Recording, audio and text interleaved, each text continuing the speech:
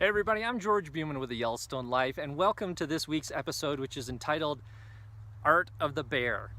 Now, pull out a piece of paper and a pencil, and I want you to draw a bear for me right now. Does that put a few of you on edge? It would be. I get the, I can't draw anything but stick figures. Don't worry. For right now, I want you to do it as a thought experiment. Because when I, as an artist, go out and observe bears, I'm not just looking at them and copying what I see, not taking photographs and going back to the studio. I'm using art as an excuse, as a vehicle to really study what's in front of me.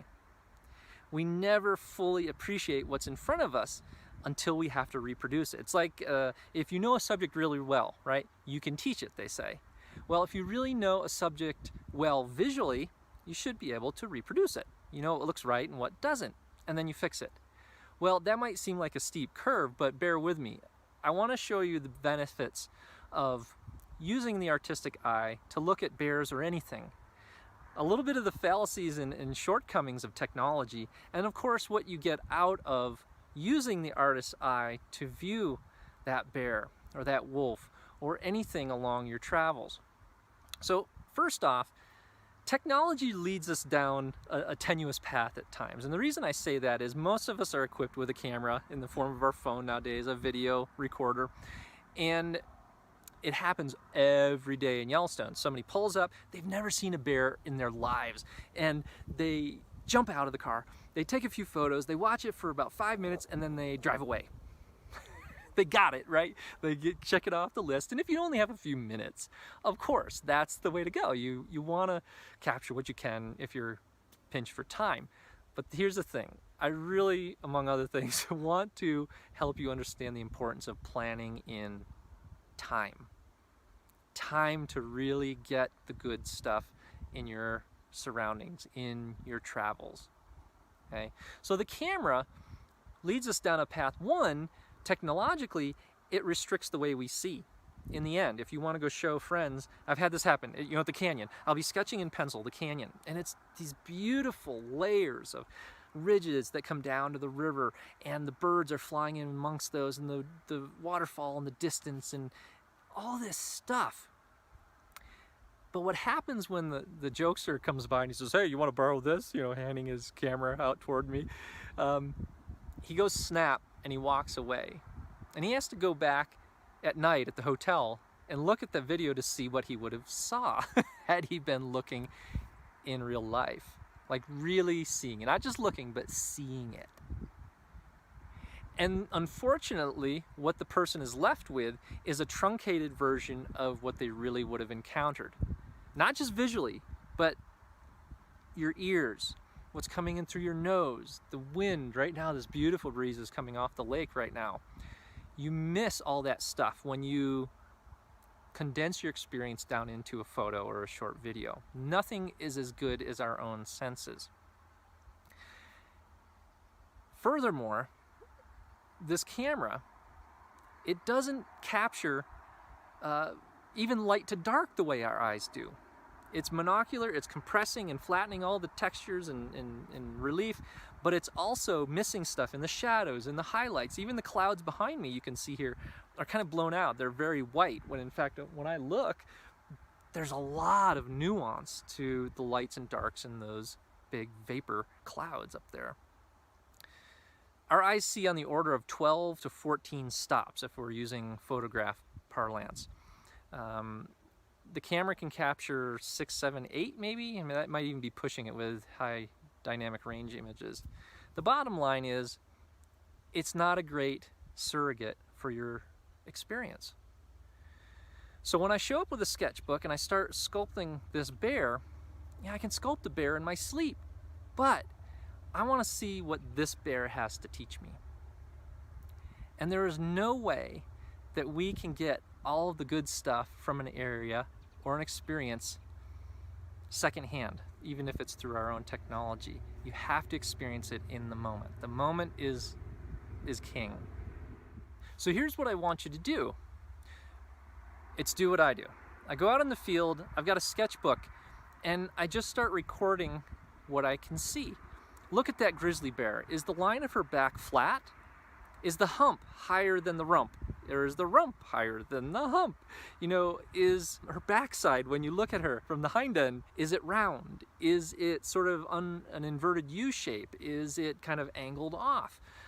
Are her front legs standing at the same angle her back legs are?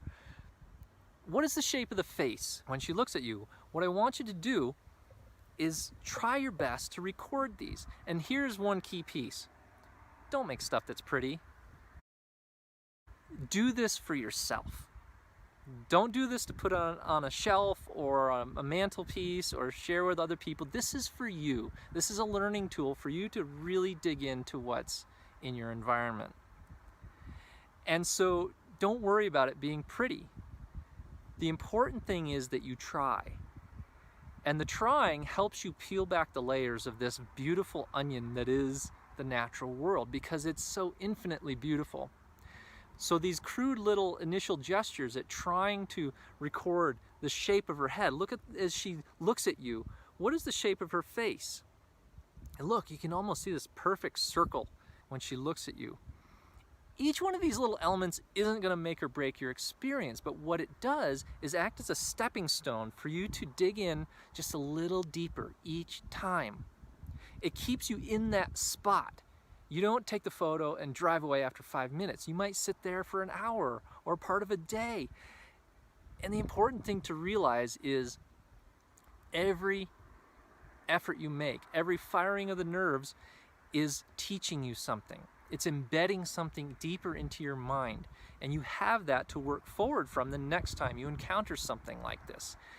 And you learn and figure out something even deeper that you couldn't have before. So as I'm sculpting here, I'm looking at the shapes of her shoulders, her neck. I feel like the neck is too long on this sculpture. The face is looking kind of close to hers, but there's lots of unresolved things. When I go and sketch something from memory, which is to me the big test, it yields an understanding of these huge gaping holes in my knowledge.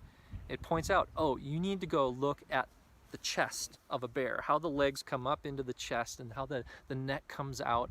These elements are key to making a great sculpture. You know, and yes, some of mine do end up being cast in bronze and go to galleries and shows, but the vast, vast majority of what I do never sees the light of day in that respect.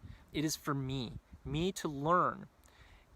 And as you learn, and you'll find this, as you learn and look at these surface elements, you start to get a much deeper sense of the internal elements. You know, the best sculptures in my mind in the world, the ones that are ever done, have a very rich, deep inner landscape. That's what I'm after, not the physical elements. It's an understanding of what makes this animal tick.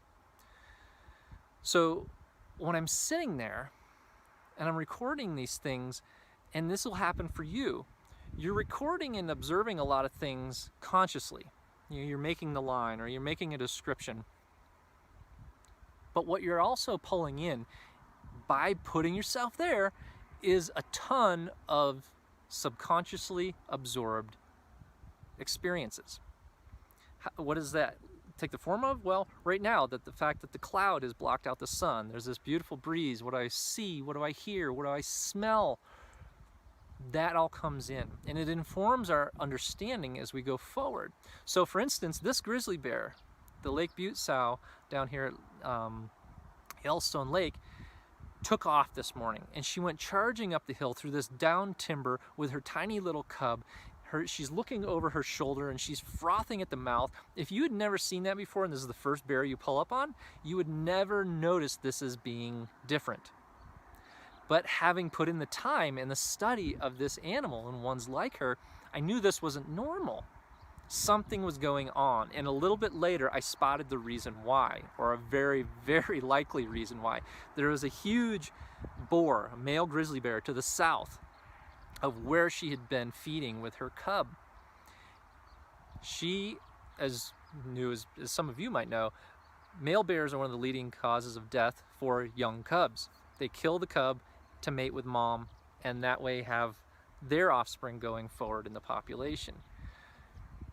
That came about, that understanding, that ability to figure that out came from this sort of artistic eye, looking at the bear through the artistic lens. because you get so much more out of it. So even in cases where you don't have a piece of paper or a sketch pad or paints in a watercolor block or something, go through this mentally as if you were drawing, as if you were writing a really detailed description, because it's going to fire some of the very same elements within your brain that allow you to gain the kind of knowledge that I'm talking about, the understanding of what it's like to be in the presence of a wild grizzly bear. And what you'll find is it creates an incredibly rich tapestry of experiences that feed into your story. Your time is your single most precious investment. You can get more money. Money comes and goes, but you will never get more time.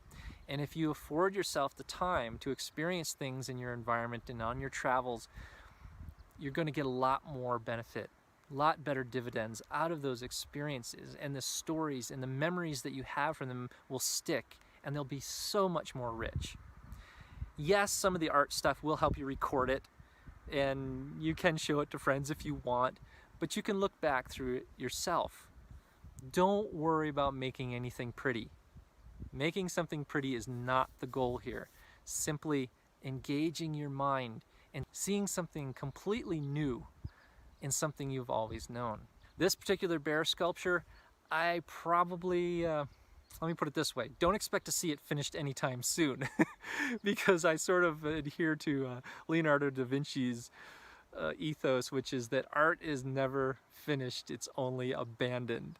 And I think that's metaphorical for life as well. You know, we're constantly learning, we're constantly experiencing new things, and so our thoughts change, our opinions change, our aesthetic changes, and so we keep building on the painting. We keep redoing that Mona Lisa.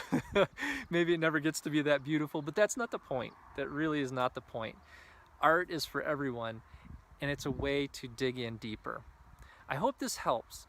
Log in to a Yellowstone Life, sign up for our newsletter, keep in touch. Let us know what you do find, whether it's something small or something big. Using these skills, I think you're going to find a lot of benefit from them. Join me again next week for another wild conversation. I'm George Bumann with a Yellowstone Life. We'll be at YouTube, Facebook at 5 p.m. Mountain Standard Time every Thursday. And until then, I hope you have a whole bunch